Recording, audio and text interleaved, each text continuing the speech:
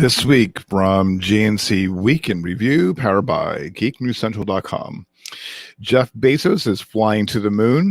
Bitcoin lands in El Salvador as legal tender, and Facebook will have its own smartwatch. Those are some of the tech news stories from this week, and it's Friday, June 11th, 2021. My name is Kirk Corliss. And I'm Scott Ertz. And this is episode 90 of the GNC Week in Review podcast, proud partner of the Tech Podcast Network. If it's tech, it's here. Thank you so much for tuning in for this week's episode. We are live on gncweekly.com/live, so please be sure to say hello and chat or comment. Also, to be sure to like and subscribe to the GNC WIR channel on YouTube. If you missed the live video, that's okay. You can always catch the replay later. If you are a listener, please be sure to subscribe to the podcast, where you can find on the right-hand side column at gncweekly.com, be it Apple Podcasts, Google Podcasts, or your favorite podcast app. If you have a comment, be it on social media or email, and those links can be found at gncweekly.com/connect. So we were off for a couple weeks. Memorial Day weekend was last week. Had day job things going on. And last week was some computer problems, and also there was a storm that struck here in Hamilton, where I live. So I was afraid the power was gonna go out, internet. Yeah. And again, on top of that, my computer problems. So none of that's good. No, no, it's not. So we're back. I'm glad we're back. We're episode 90. We're episode 90. We're 10 episodes away from 100. We're almost there. I am so happy. I mean, 100 is a big deal. So we got, Scott and I are in talks of some graphics and some other cool stuff. New logo for the website. I'm waiting on my HD camera that I ordered. That was on Kickstarter. I was supposed to get it this month, and I got an email a couple days ago that I'm not getting the camera until August. However, I got some good news. The house that I'm in and living in, I'm buying a house. So I'm like, thank you. So I'm really, really happy. So I'm probably going to move from my bedroom down in our basement and get things set up so that I'll be probably soon. I'm not going to, we're going to take one day at a time. Just going to look at some things. And you're not doing it on Tuesday is what you're saying. Right. No, no, it's going to be a little by little. It's got to go through the real estate, the real estate agent, and deal with the mortgage company and all that. So I am really, really happy. I'm really excited. But I'm happy I'm happy we're back. We're rolling on to episode 100 and bigger, better things. Also, by the way, I forgot to mention this to you, Scott, earlier, but the podcast awards are coming. Voting, so I just put us in for the tech category and the best podcast. So voting starts on July 1st. So we'll post things on the website and also on our social media pages. Excuse me. So voting starts on July 1st. So please, we'd be really appreciative that we appreciate you guys listening and watching. And for sure. So definitely July 1st it starts voting. So we'll get that out a little bit later on this month. So get ready for that. Okay. All right. So with that in mind, we're going to jump into news. A little bit of light news this week, but we're going to.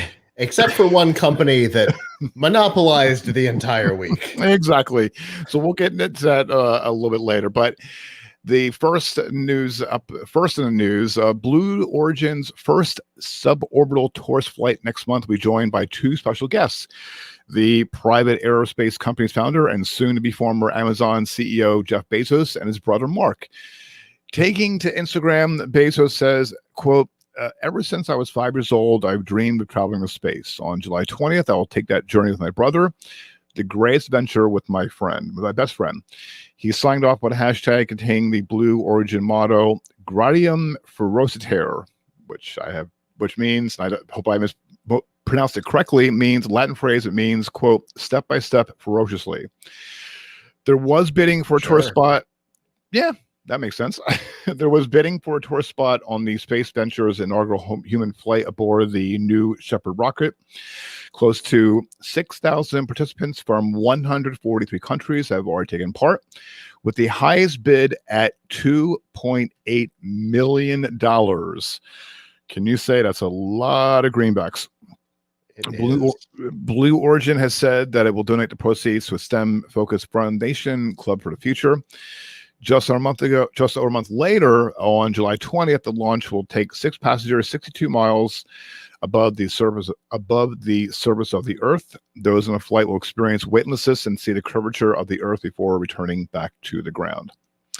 So I wouldn't want to, if I had millions of dollars, I would not want to go up in space and then come back.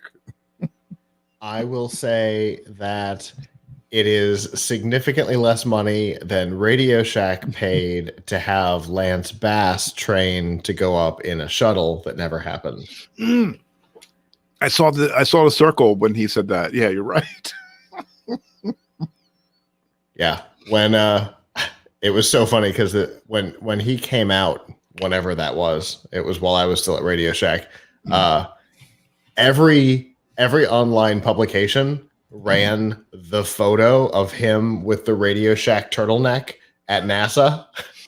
That was the image that everybody ran with, and I'm like, oh, that's interesting accidental cross promotion. Nice. Those aren't the headlines that we expected the logo to show up on, but I guess here we are, and maybe we can use it. I don't know. But, and it's amazing. They almost went away entirely. So didn't work out, but that's okay. But I mean, it's a lot of money to not technically go to space. It's really high up there, but it's technically not entirely outside of the Earth's control. So, but I mean, you'd be the first consumers to do it. I mean, it is a big deal. It's right. It would be super exciting, but it's a lot of money. It's a lot of money for a fancy plane ride. Right. That's going to go all the way up, and then and you can experience weightlessness pretty much like in any like if you go to like amusement park, or there's some companies or there's some businesses that do that for less money, and you wear some really cool costumes.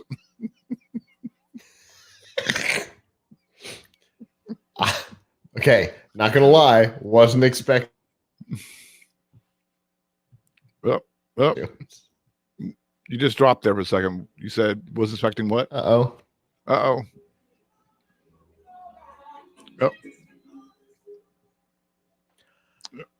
So I don't know who it is that is or is not live. I see motion again. Yeah. So I figured I would continue talking just in case I was the one that still existed. No, you can you're fine. You're all right. You said you weren't expecting what? Really cool costumes. I wasn't expecting that. That was a funny way of describing it. Yeah, there's one I can't remember. I remember seeing it on TV or somewhere where they had like these blue jumpsuits and helmets, and you could go in this with like an airplane, or like not a hangar, but the body of an airplane, and you experience weightlessness, and you're like, you're floating around, and I'm like, so I don't know. I just thought that was kind of odd and funny at the same time. So, but also I've noticed too that is everyone on this space.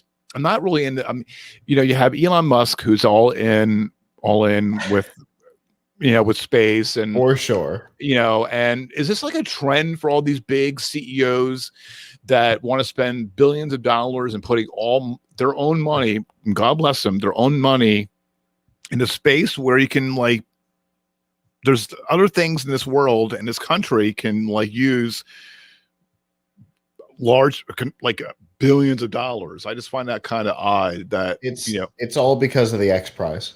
But both of these companies got started in trying to compete for the X Prize.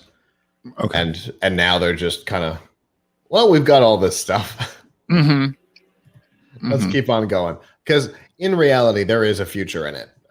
There's money to be made in it. There's resources for humanity in it. So, I mean, there is a humanitarian benefit in space exploration. But yeah, I mean, it is a lot of money spent on what seems like trying to be Captain Picard.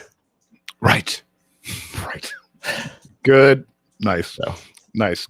Good way to spend that.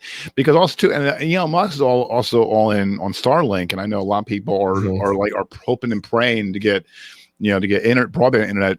Todd, who he's gonna be first in line, dropping down deposit to get that, and he's been saying that he's been wanting that for like months. He's already given them money. Yep. I mean, he's ready. Yep. Apparently the people who were in the first round of being able to test it have said it's really stable, and they just got a speed upgrade recently. Like in the last 2 weeks, I seem to remember reading. So, I mean, it's in action, and the people who were lucky enough to get in on the first invite round seem to really be happy with it. So that's a good sign. Yep. Yeah, it's a good thing. I'm just hoping that the next CEO is not going to because if the next CEO is all in on space, I'm like, come on. I mean, this has got to be like this bad fad that's gonna. It's like, okay, I got billions of dollars. Okay, I'm gonna use that money and go to space, or I'm gonna, Well, I mean, if you're a multi-billionaire and you've got money to spend on what could potentially be interesting things. Right.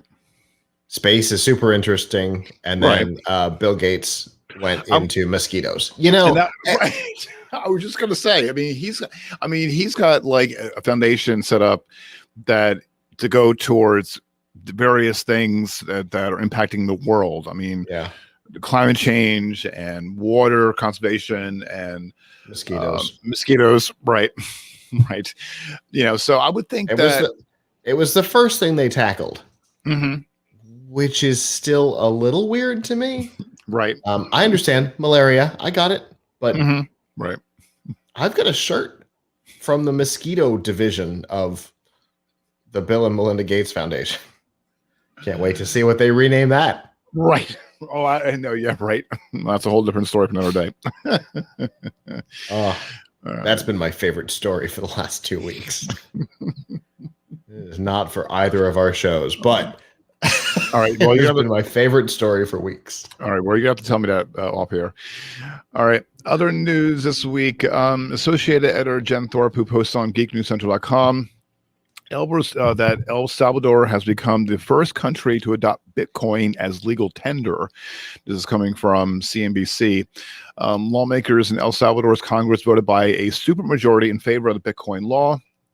You got 62 out of 84 of the legislatures vote. When the news happened, the price of Bitcoin went up by 5% to $34,239.17 shortly after the results of the vote was known. CNBC also has reported Bitcoin is known for wild price swings that have prompted critics to suggest understatement. Right. And that have prompted critics to suggest it is not suitable as an effective currency. It is still unclear how El Salvador will ultimately roll out Bitcoin as legal tender.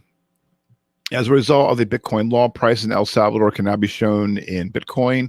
Tax contributions can be paid with digital currency, and exchanges in Bitcoin will not be subject to capital gains tax. According to the law, the exchange rate with the U.S. dollar will, quote, will be freely established by the market. Currently, El Salvador's official currency is U.S. dollar. CNBC also reported that according to the Bitcoin law, approximately 70% of El Salvador does not have access to traditional financial services. The use of Bitcoin is seen as a way to increase financial inclusion.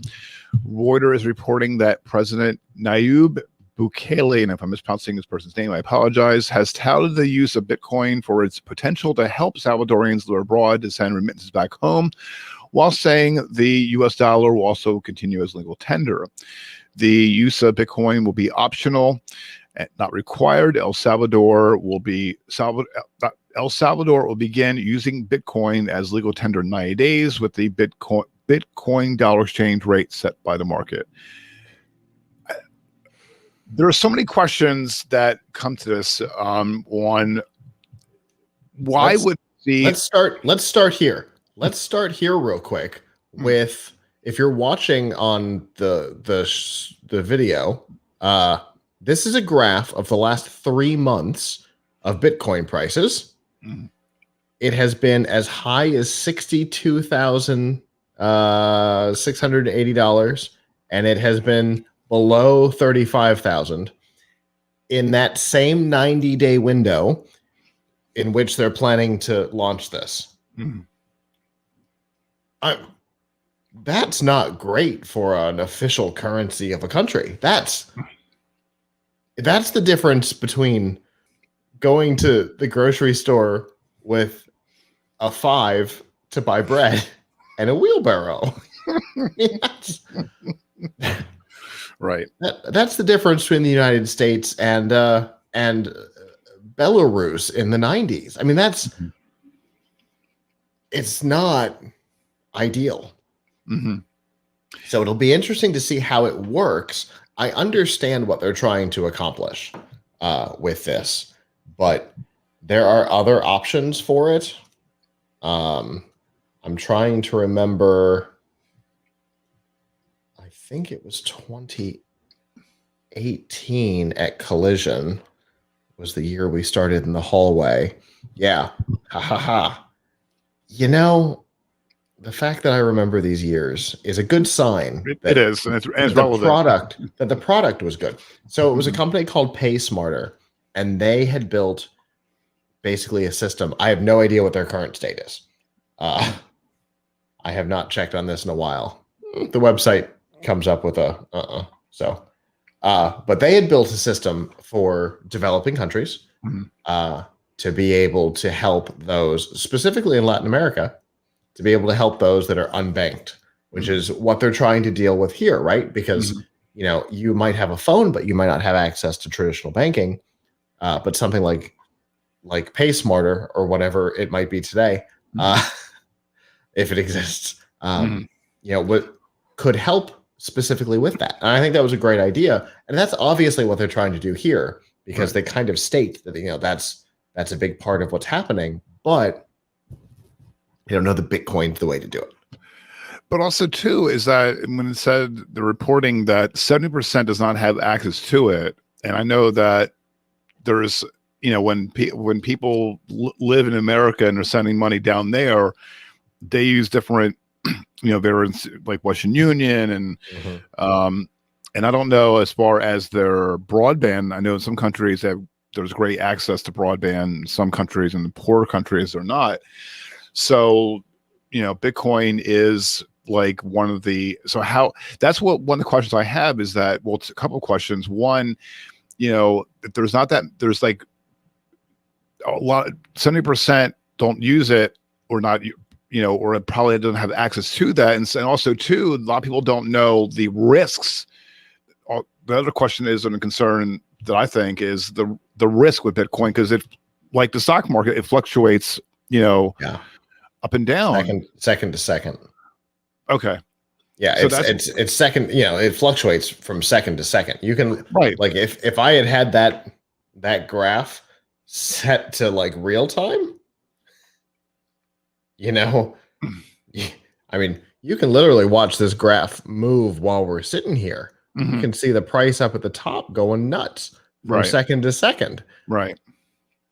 And I mean, yes, the US dollar does the same thing, but without the obvious ebbs and flows. Right. Well, that's with Bitcoin over the years, and maybe you can fill me and our audience and our listeners and viewers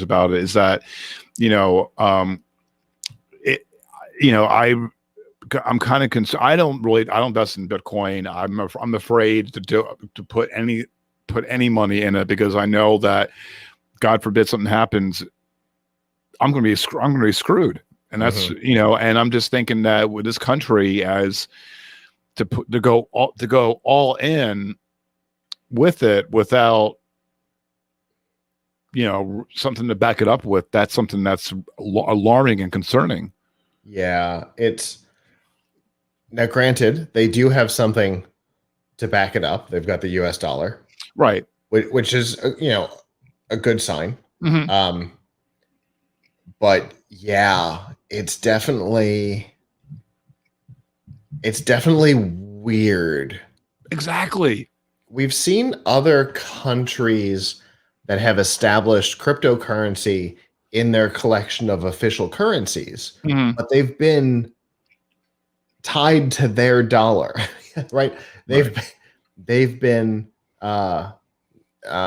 stable coin issued by the country, which is different. But so like you said, 70% of people in the country don't have access to traditional banks, right? Which is important, right?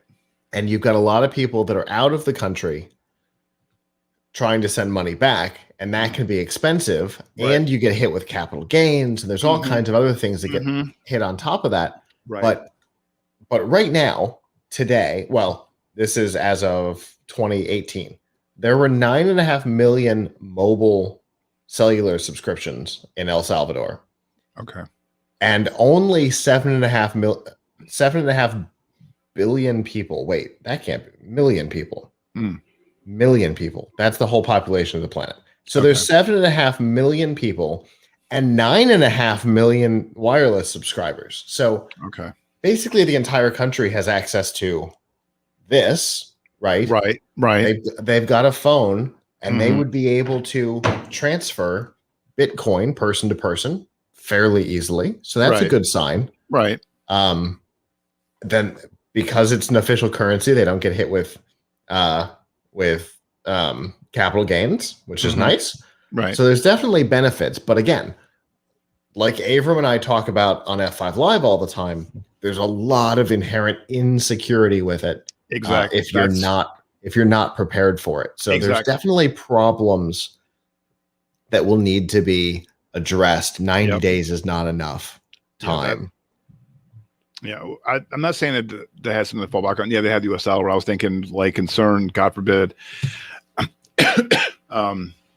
don't know. I just think that's really, I don't know why. I would love to know what the reasoning behind is using it as their official currency.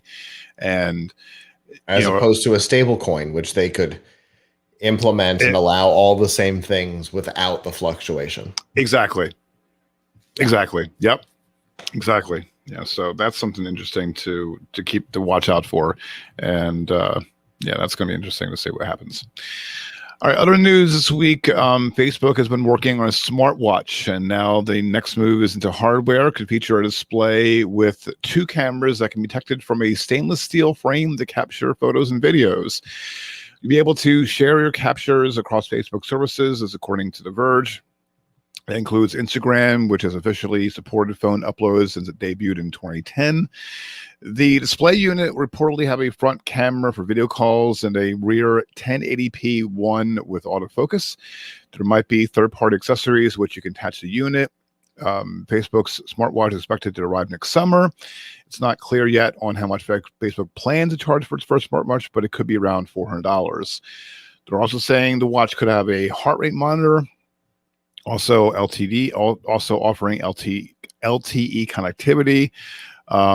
And as such, those who buy it won't necessarily have to pair it with a phone, which would reduce Facebook's reliance on iPhone and Android devices to a certain degree. This is also from reporting from Engadget that said the watch will likely use a custom version of Android, and there'll probably be accompanying phone app. According to the report, latest versions of the smartwatch, which already is said to be in development, will offer a way for people to interact with other product Facebook has mentioned publicly. Augmented reality glasses. Engadget is also reporting that it's somewhat possible that Facebook could decide not to move forward with its watch plans. However, given that the company has reportedly plowed around $1 billion in the smartwatch development, seems like there's a slim chance that happening. Facebook has had mixed success with hardware over the years, although Engadget is saying Oculus appears to be performing well. Portal smart displays don't seem to have set the world on fire. Facebook's brief foray into smartphones. Oh, what a great Fire Phone joke. Continue. Okay. Foray into smartphones alongside HTC was a failure. The HTC First reportedly only sold around 15,000 units. Facebook's vice president of augmented and virtual reality, Andrew Bosworth, responded to the latest report on Twitter, saying, although he didn't confirm plans to release smartwatch, he didn't exactly deny the details either.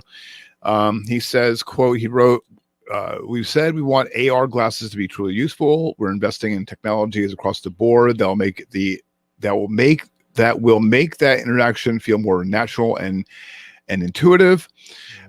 This includes like EMG, haptics, adaptive interfaces that could come together in a wrist-based form factor.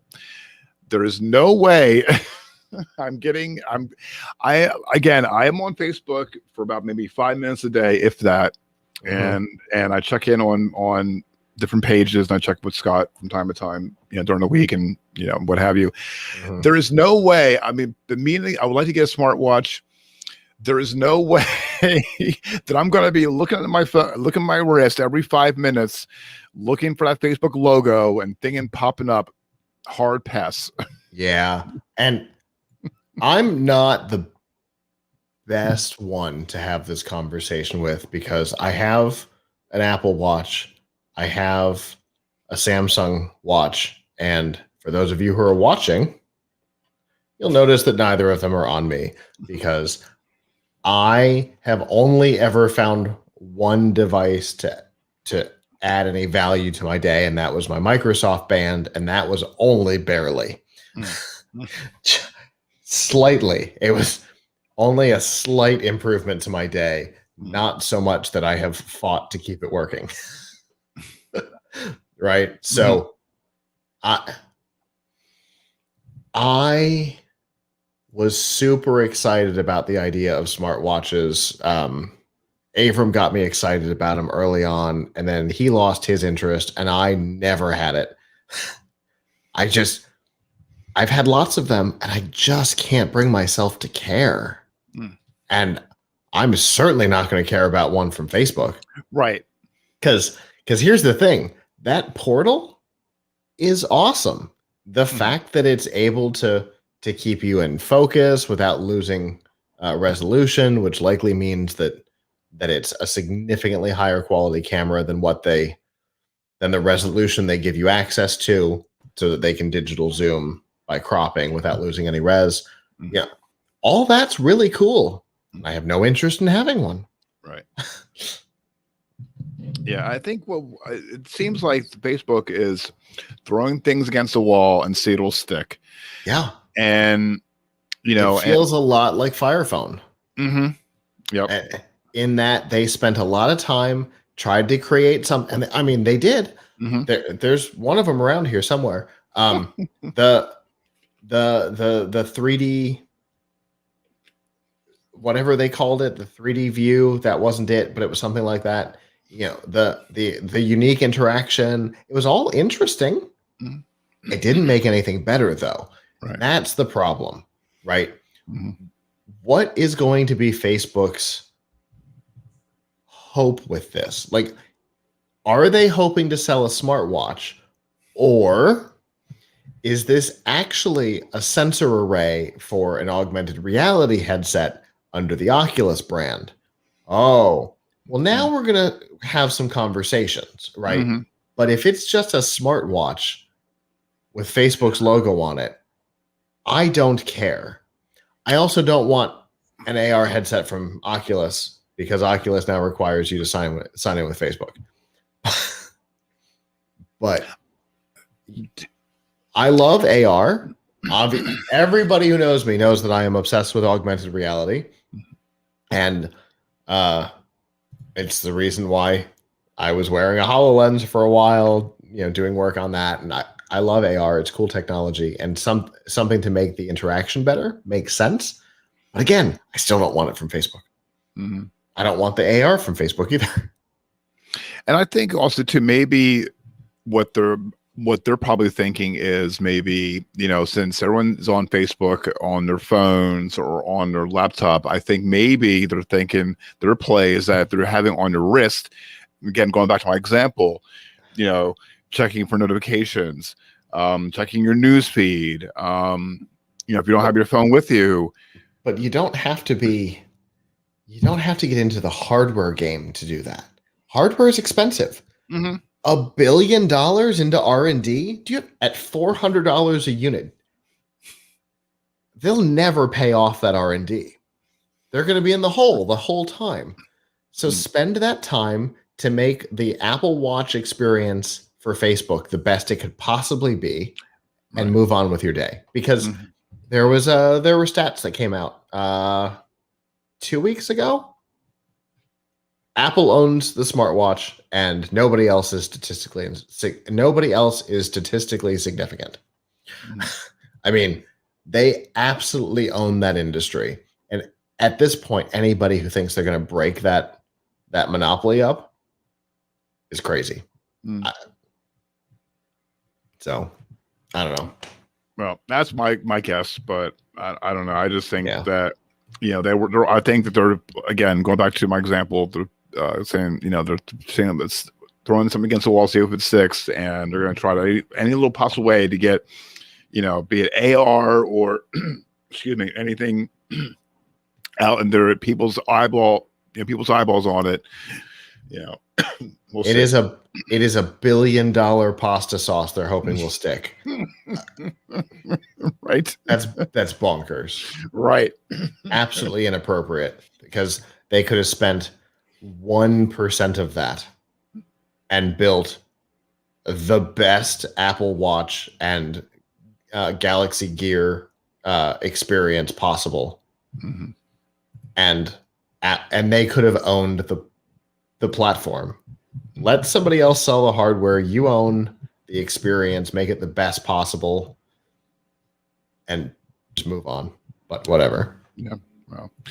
Well, speaking of Apple, yeah.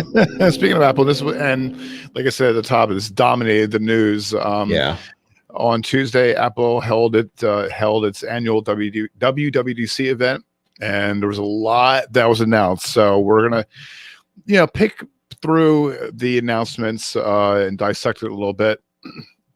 There's updates on Apple's iOS 15, iPad OS 15, Watch OS .8, and Mac OS Monterey. This is all available to developers. There was like a lot announced here. I have not decided.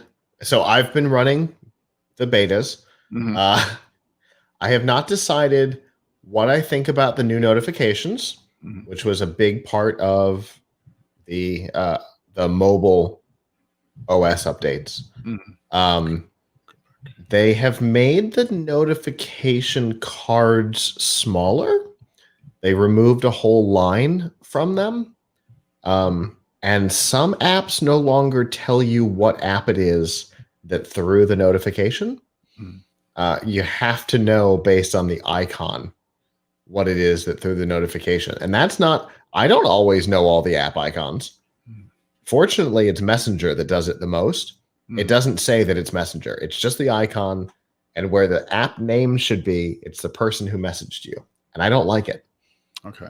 But the summary, the notification roundup, I don't remember what they're calling it, but that's what they should call it. It's a summary of your notifications when you're in like leave me alone mode. That's a cool idea. I don't think I would like it because I don't like somebody else to summarize the information I've asked for so much, right? But it's an interesting idea. You're working through the day and you're getting all your nonsense notifications, right? Apple News is throwing weirdness at you, and a couple of people have messaged you on Messenger, and Facebook has done whatever it does, and you've got text messages, and instead of having 70 notifications when you come back to your phone after working, I like the idea of a summary. There's definitely room for it in the world. Well, it's an interesting idea. Well, they announced the change called excuse me. It's saying called Focus, and they're saying which allows you to decide which apps can send you notifications at specific times. You can also create a home screen and add it to. Craig Federighi says, who's head of Apple's software engineering, saying that Focus is a new way to match your device to your current mindset with Focus. So all you have to do is choose what you want to focus on. You can carve out time in your day for work or your personal life.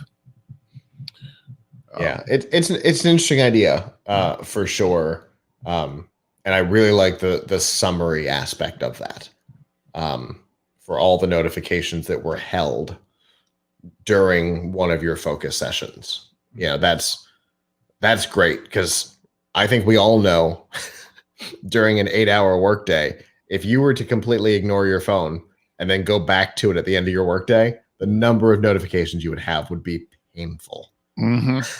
Yep. Agreed. So, the idea that, this summary panel can say, I know you don't care about Domino's Pizza, so I'm not even going to let you know that they sent you a notification while you were away. You can go find it yourself. But here's the stuff that you care about. Your mom called twice, and you got a Facebook Messenger message from Kirk, and these are people that you care about, but you didn't want to be disturbed by during work. So here's that stuff. It's an interesting idea. Mm-hmm. Yeah. There were certainly a lot of things I did not care about in a really unique and special way. FaceTime's coming to non-Apple users. Yep, that was reported on. Not care less,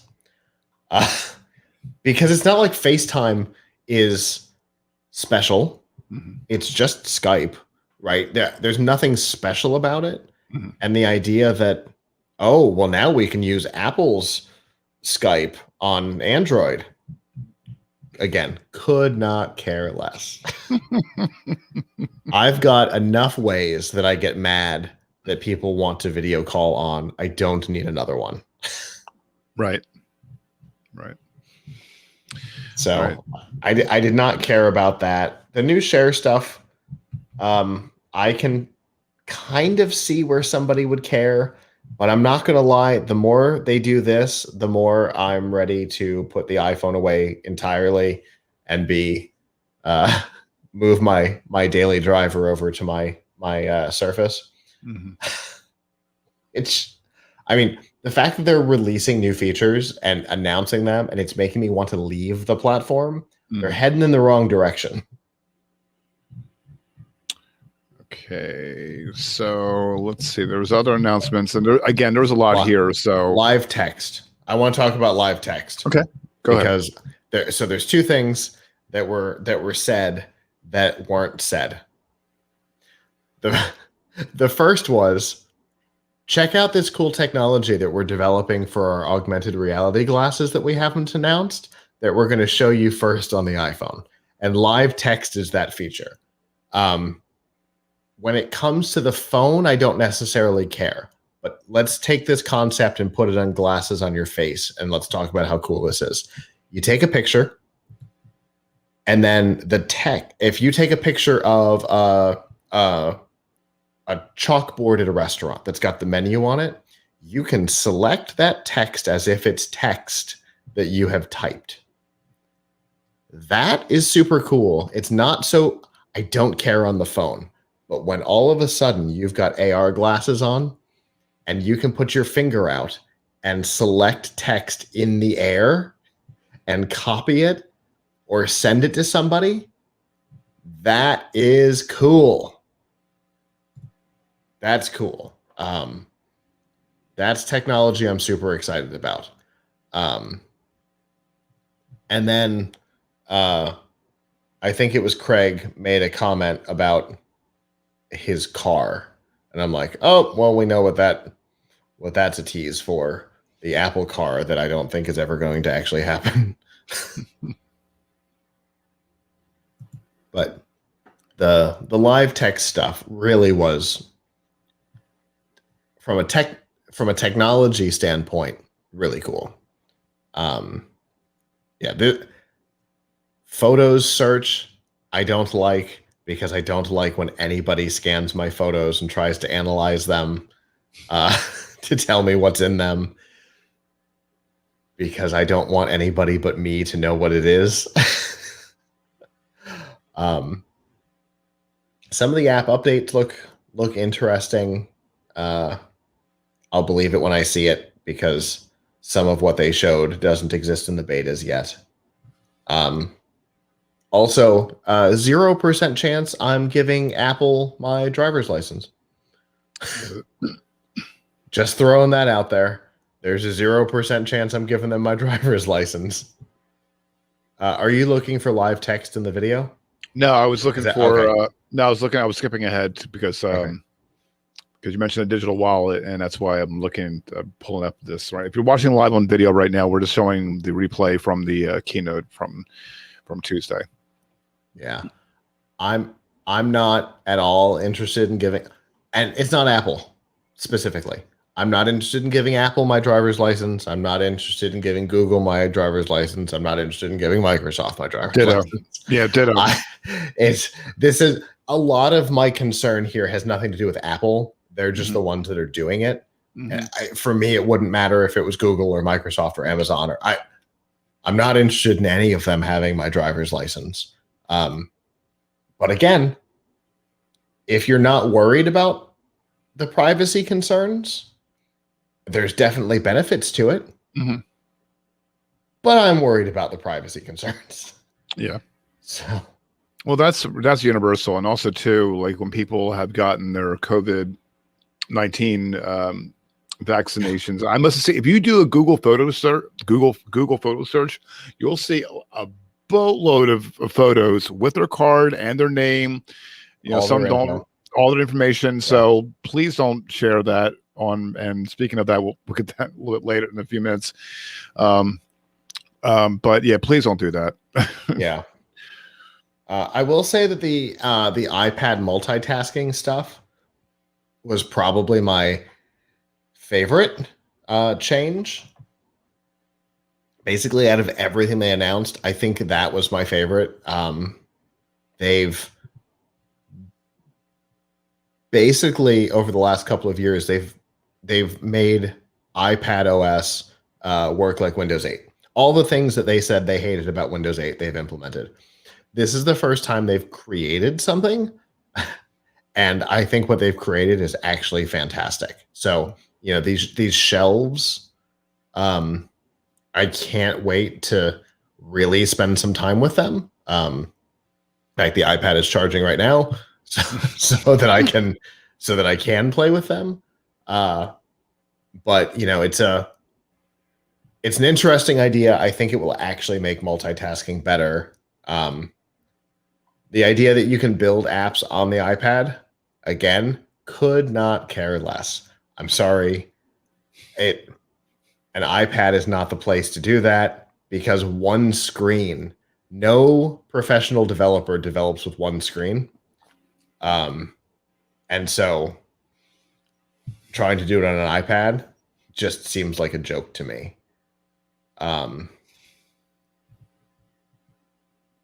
There was in macOS Monterey, the mouse without borders thing, where you can move your mouse between devices. Lots of people were really excited about that. It's something that I've been doing on my computers and tablets for years with a product called Mouse Without Borders.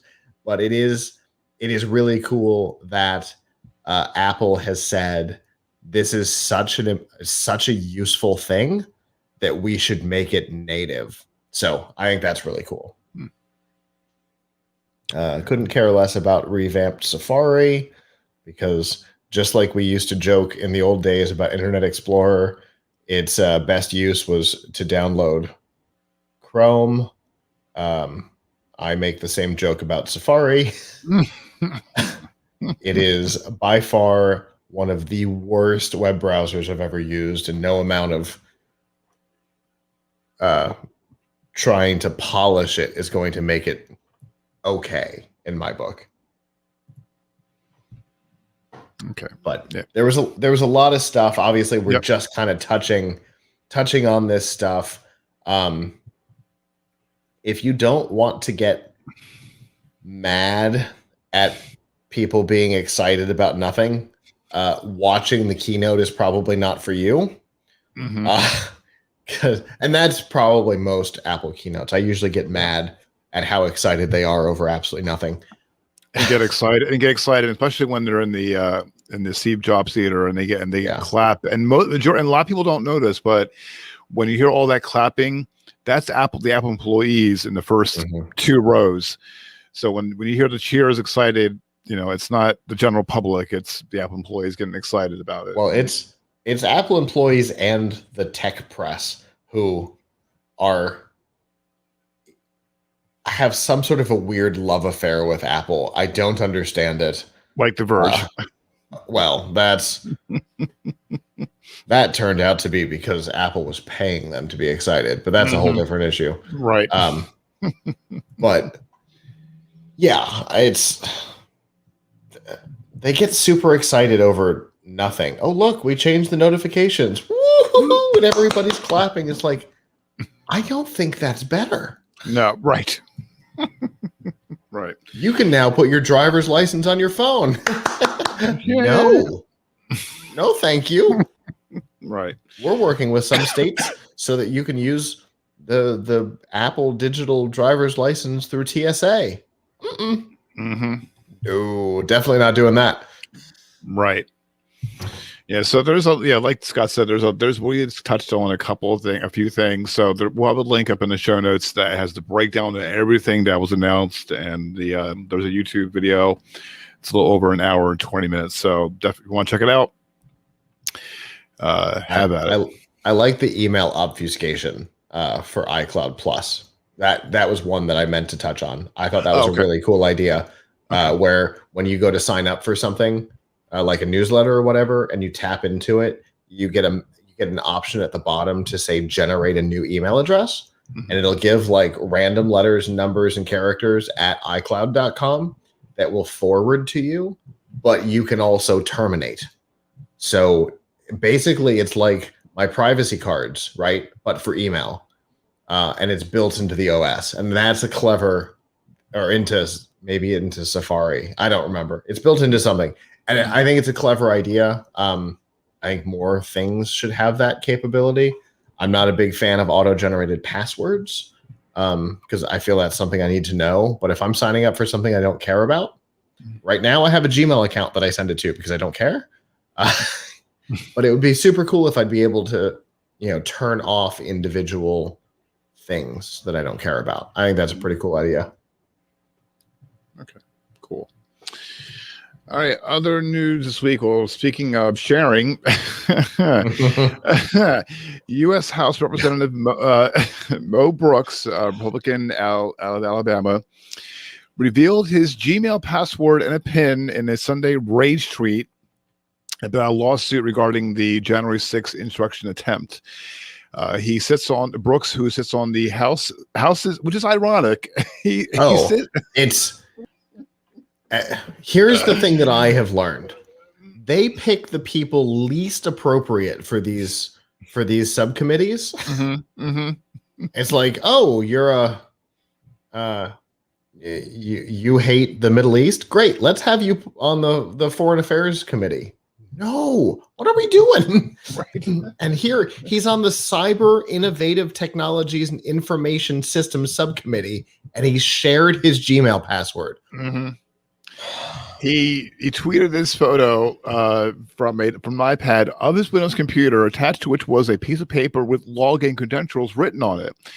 So apparently, you're probably wondering why he did that, because based on the number of capitalized tweets in a tweet, He was upset because he was observed legal papers by House Representative Eric Swalwell, who has sued Brooks, Donald Trump Jr., and Rudy Giuliani for allegedly helping to instigate the January storming of the Capitol. Representative Brooks deleted a tweet featuring the credentials and posted a second attempt with the sensitive information cropped out. The password was visible. Right. It's already, the damage is already done. The password.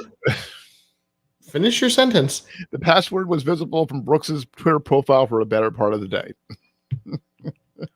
It's not like it was a half a second and he's like, oh my God, I can't believe there's my password. And he pulled it down real quick and maybe it didn't get archived. It was almost a whole day. Almost a whole day. Right.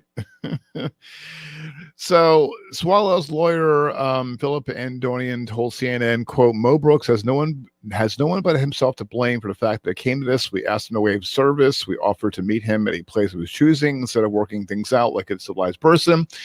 He engaged in a juvenile game of Twitter, trolling over the past few days and continued to evade service. He demanded we serve him. We did just that. So again, but here's the thing. The cause doesn't matter. I don't care about any of the backstory. Right. I care about the fact, A, that a member of the House's Cyber Information Systems Subcommittee has his Gmail password on a post-it on his monitor because that's rule number 1 not to do. Right. I care that it's such a normal part of this guy's life that he took a picture. He didn't screenshot. He took his phone and took a picture of his computer screen and shared it. And the idea that his password is just written on his monitor is just such a normal part of his day that he didn't even consider that it was there. And he's on the Cyber Information Systems Subcommittee. And on the science basic technology, he's on 2 committees. So whatever, and I agree, whatever happened, we're not going to get into politics on this because of the tech podcast, and not political. Right. But moving that aside, you don't. Yeah. I mean, if you're pissed because the off political background doesn't matter. No, it doesn't. Not in the least. Because his Uber Eats order may have been delivered wrong, and he may have responded the same way. Right? Oh, right. Right. We don't know this guy. No. I'm not from Alabama. I don't know this guy for nothing. Right. He may have responded the same way with an Uber Eats order going wrong. The response. Right. The response is weird. Right. And the fact that his password is written on his computer monitor. And just to be on the safe side, if you're putting a password, make sure you put it you don't put it on a post-it note anywhere. You memorize or try to memorize it, or use password manager. Exactly. And if you're the password manager that stores your passwords not in the cloud, so you don't get hacked like whoever that was. Exactly. So if you're, also be careful. What they're saying is be careful what you tweet, because when you tweet a photo, it's on the internet forever, regardless of what it is. It's on there forever. And if you're going to do damage control, oh crap, too late. Damage is done. Yeah. And so this is one of those many, many reasons why you shouldn't be using the same password and everything, because now this guy's got to go change his password. Hopefully I already did, because this is not a news story. It's not like this happened this evening. Right. He's now got to go. He's changed his password on Gmail, and everywhere else he uses it, which is not convenient. Right. Just none of this is good for anybody, except anybody who wanted access to his Gmail, because they definitely had it for a while. And 2-factor authentication, guys, always 2FA. So if you do something stupid, it still doesn't quite matter as much. Yep.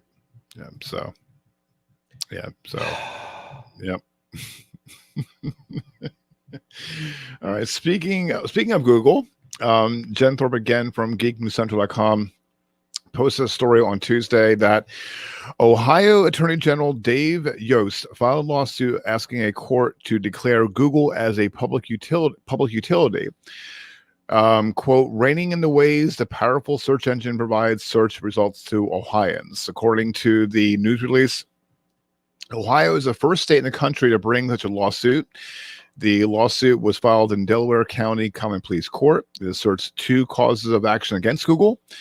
It seeks a legal declaration that Google is a common carrier or public utility subject to proper government regulation. It says Google has a duty to offer sources or competitors' rights equal to its own, meaning it should not prioritize the placement of its own products, services, and websites on search result pages. Those equal rights should extend to advertisements, enhancements, knowledge boxes, integrated specialized searches, direct answers, and other features. The Columbia Dispatch posted a statement from Ohio Attorney General Dave Yost, quote, Google used its dominance of internet search to steer Ohioans to Google's own products. That's discriminatory and anti-competitive. When you own the railroad or electric company or the cell phone tower, you treat everyone the same and give everybody access. Mm-hmm. The lawsuit, which the Columbus Dispatch embedded into her article, does not seek monetary damages. Google also provided a statement to the Columbus Dispatch saying, quote, Ohioans simply don't want the government to run Google like a gas electric company. This lawsuit has no basis in fact or law, and we will defend ourselves against it in court. And they're going to lose. There's no way that, we always say about government, there's always things bad about government. There's good thing about government. But I don't think that Google, they're going to, especially in one state, they're going to have it as a public utility because it's an internet company. I don't know if there's an antitrust thing going on or. Here's the thing. Several European countries have already succeeded in this move to regulate Google as essentially as a public utility. The fact that certain companies are becoming digital versions of common carriers. Now, I don't know if public utility is the way to go with this. This is a conversation that we've had on F5 Live many times over the years. I don't know that public utility is exactly the way to go. Common carrier might be a more appropriate classification to win. This is going to the Supreme Court. There's no doubt in my mind this is going to head to the Supreme Court at some point because neither side is going to give up. Mm-hmm. The public is losing trust in the big guys. I think we said a couple of weeks ago, probably months ago at this point, that the one topic that the left and right seem to be able to agree on is that they hate big tech. Mm-hmm. Yep. Ron DeSantis is going to fine social media companies for taking politicians off the platform, and Elizabeth Warren suggested breaking up Facebook and Google. The one thing that everybody seems to be able to agree on is their distrust of big tech. And so the public doesn't trust them the way they used to. Politicians don't trust them the way they used to. I think the era of the big tech conglomerates might be coming to an end. And this might be the beginning of it. Because at some point it's going to become more expensive for them to fight than it's worth. And also too, over the past several years, they want Google to be broken up. They wanted Facebook to be broken up. Mm-hmm. They wanted to be regulated.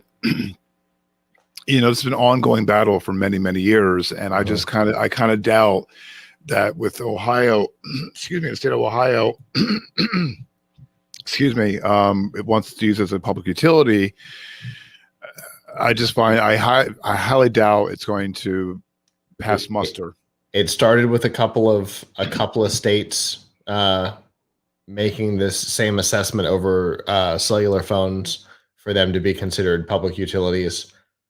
So, there is some history and some precedent for this, and for it to be a success. Now, will it be? I don't know. But there is some legal precedent for this kind of thing with other emerging technologies like wireless phones. It Primeco. We'll go back to those days because that's after that is about when it happened. You had Primeco and Sprint, and they were national, and Alltel. They were national carriers, or at least large regional carriers in some cases. Alltel was never technically a national carrier. And they started to be regulated in a couple of states as utilities. And then it just took. So there is precedent for it. Whether or not Google will be in that space, I don't know, because they're going to try and claim that they're a publisher more akin to a newspaper. But they also just announced, I don't know if this is in our rundown, I didn't see it. They did announce this week that they were massively changing their algorithm to get rid of certain content that they didn't like in their search results, which doesn't make them the platform that they try to hide behind. So, there's some things brewing. The future, I don't know, but there's precedent for it. And this is going to be fascinating. I think you might be talking, but I can't hear you. I was muted. Sorry. There you go. Because I was coughing. Mm-hmm. So yeah, we should definitely keep an eye on this over the next few weeks and see what's going to happen. This is going to be a multi-year thing. Yeah, this will carry out over 2, 3, 4 years. It will make it to the Supreme Court eventually, for sure, because Ohio's not going to let go.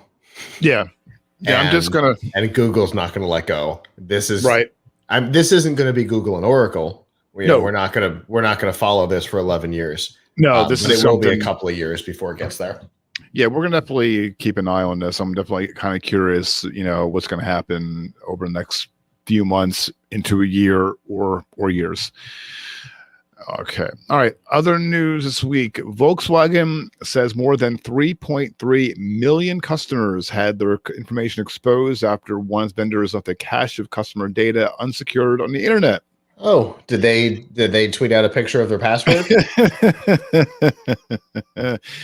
No. This was even dumber. This was even dumber. Yeah.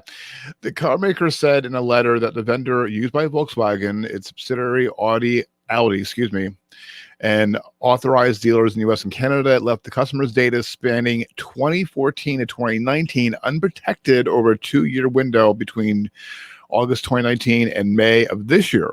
This is what happened with Facebook too. Mm-hmm. Yep.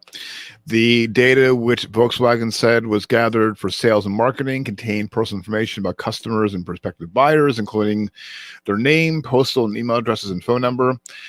But more than 90,000 customers across the U.S. and Canada also had more sensitive data exposed, including information related to loan eligibility. The letter said most of the sensitive data was driver's license numbers, but that a, quote, small number of records also included customers' date of birth and social security numbers. Volkswagen did not name the vendor, and the company spokesperson did not immediately comment. Volkswagen's letter, however, did not say if the company had evidence that the data exposed by the vendor was misused. I have a question. Mm-hmm. Why in the world did Volkswagen give social security numbers to an outside vendor? I'm not entirely sure that's legal. No, I don't believe that's not legal. I don't believe so. No, I know your driver's license information, date of birth, but no, I don't think social security card. I don't think they're allowed to transfer that information. No. I think you're right. I don't think that's legal. It's stupid either way because there's absolutely no reason for it. Mm-hmm. Yeah, and they're looking and doing some research, looking to see if there's any more information if you're affected by it. I couldn't look at anything on if where to go with Volkswagen. So if you're affected by this, definitely reach out to your dealer or check your credit reports as well. 3.3 million customers in the US and Canada spanning from 2014 to 2019. Mm-hmm. If you bought a car in that time, yeah, it's you. Yeah. Guaranteed. If you bought a new Volkswagen or any product from a Volkswagen dealership, including probably a used car from the other side of the lot, right, that's probably you. You're probably in there. Yeah, definitely. I would definitely reach out to, if that happened, definitely check your credit reports. Definitely, the credit bureau, credit reports, and definitely reach out and find out what happened and what you can do to get it fixed. And Volkswagen see if Volkswagen is offering credit monitoring. Credit monitoring, right? Definitely. All right. Next up, according to a report from the Washington Post, it seems that out of the top 1,000 apps in Apple's App Store, about 2% of those apps were found to be scam apps. The report claims that these apps might have been resulted in people getting defrauded out of $48 million. Oof. Yeah, that's a lot of greenbacks. Apple spokesperson Fred Sains is pronouncing this guy's name as well, probably, has responded to report in a statement which reads, quote, "We hold developers to high standards to keep the App Store a safe and trusted place for customers to download software. And we will always take action against apps that pose a harm to users. Apple leads the industry with practices that put the safety of their customers first. And we'll continue learning, evolving our practices, and investing the necessary resources to make sure customers are presented with the very best experiences." And that was probably the best boilerplate response. Yeah. Yeah. We that was a lot of words to say, oops. Right. Yeah. We hold our developers to high standards. Mm-hmm. You know what this reply is? This reply is trying to save face in the Epic battle, right? Because they didn't make quite the splash they wanted to, but they certainly bloodied Apple's nose a bit with statistics. Now, a couple things to keep in mind here. Out of the top 1,000 apps in the App Store, 2% were found to be scam. Okay, that's 20 apps. So, it's not a huge number, but 20 out of the top 1,000 are scam apps, and 20 apps defrauded 48 million. So, on average, they got away with almost 3 million each. That's not great.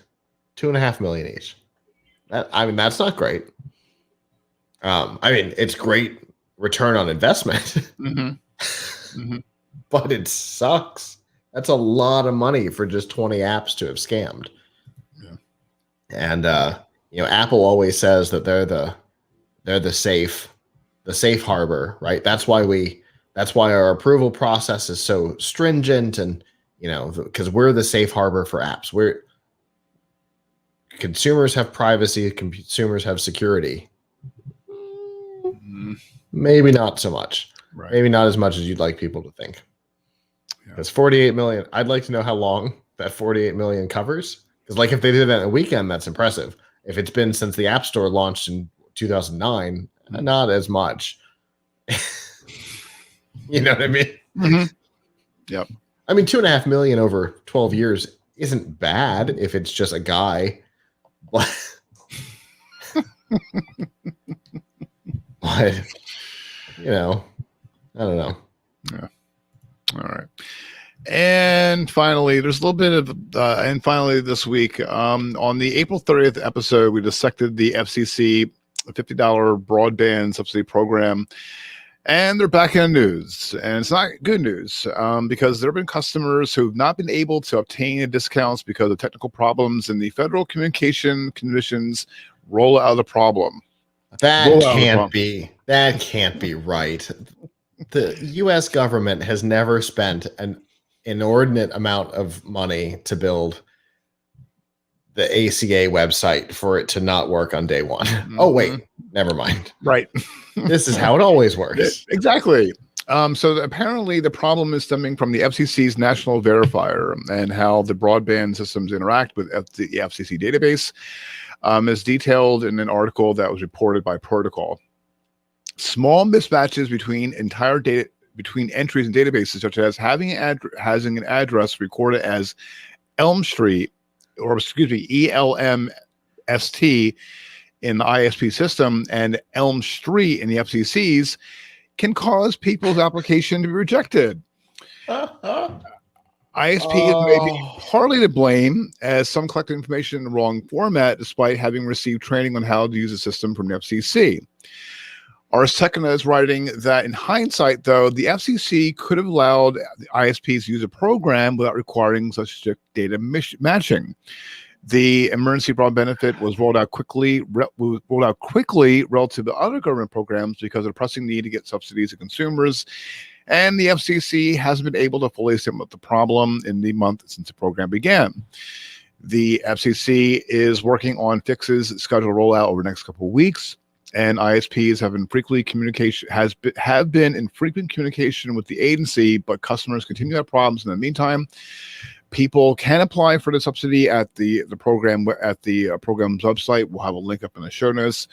But you may have frustrating snags when you follow up with their ISP. Now, the company I work for, everything's formatted in databases, does with Street, STREET, it does have ST in it, and it's recognized in how it's mapped out with addresses in our databases.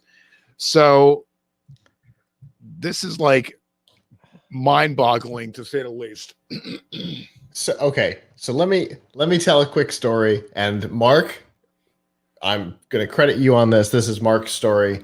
He used to work for one of our local power companies as a co-op, and one of the tasks that he was assigned was to create a report on what percentage of technician calls were caused by squirrels. I'll give you a spoiler. It's most. Oh boy. It's more than 50%. It is literally most. Holy crap. But here's the thing. How do you spell squirrel? Doesn't matter. Okay.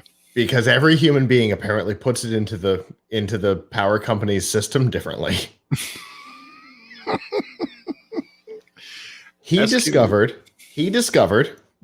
that everything from the full word spelled correctly to the word spelled honest to God so incorrectly it might as well have been in Hebrew, to some technicians just getting so mad at typing the word squirrel in so many times that they just started putting the letter S. Oh my goodness. And so he had to collate, and create a report on all of this and figure out, well, the reason for visit just says S. All right, that's a squirrel. I can guarantee that's a squirrel. And so this was a human being looking at data mismatches and not always knowing what he's looking at. Mm-hmm. Having a computer try and deal with the different ways somebody has entered squirrel into the system, right? It would have melted, especially in the mid 90s, with an actual mainframe powering all of this. Mm-hmm. It probably would have actually melted. But even today, the human brain is much better at pattern matching than electronic computers are. Mm-hmm. And so you're always going to have pattern mismatches. But here's the thing. What the system should do is ping the FCC, right? Mm-hmm. And say, okay, here's your name. Here's your information. This is what we have in our system. This is what the FCC has in their system, right? Because you've ordered something online from a news site at some point, and you type in your address, and it goes, I don't think, is this it? Is this what you meant?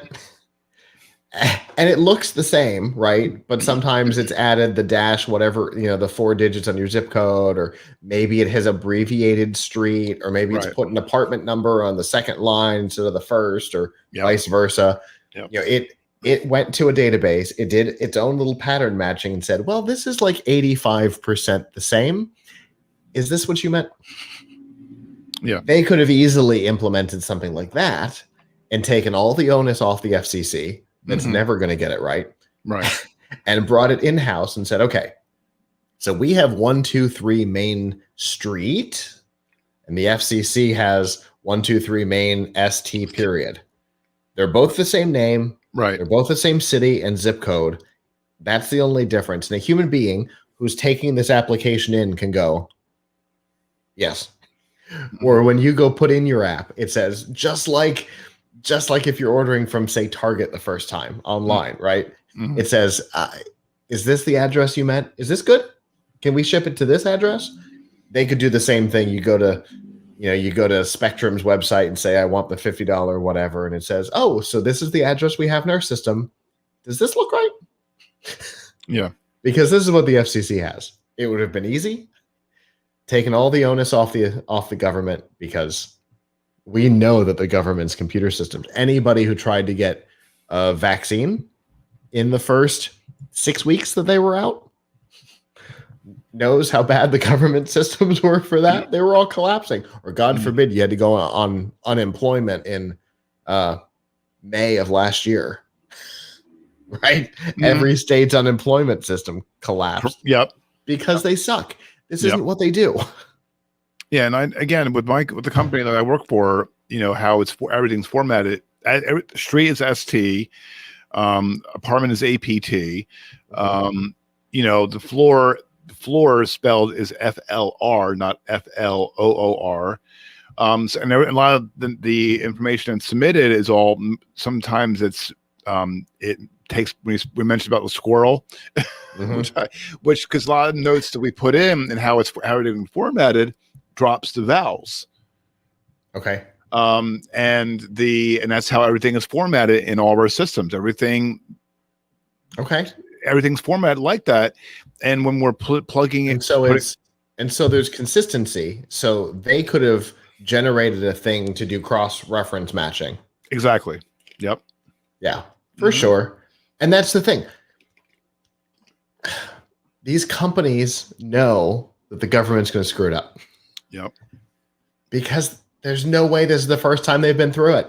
You know that Verizon, AT&T, and Comcast have been through government systems before. They know they're not going to work. Right. Yep. Take the onus off, because you know who people are going to get mad at? Not the FCC. They think it's your fault. Right. And also in the story, which we'll have a link up in the show notes, apparently there's a couple of customers that was approved they were approved with Comcast supposedly, or with, I can't remember the name of it, what happened, but apparently it went back to FCC.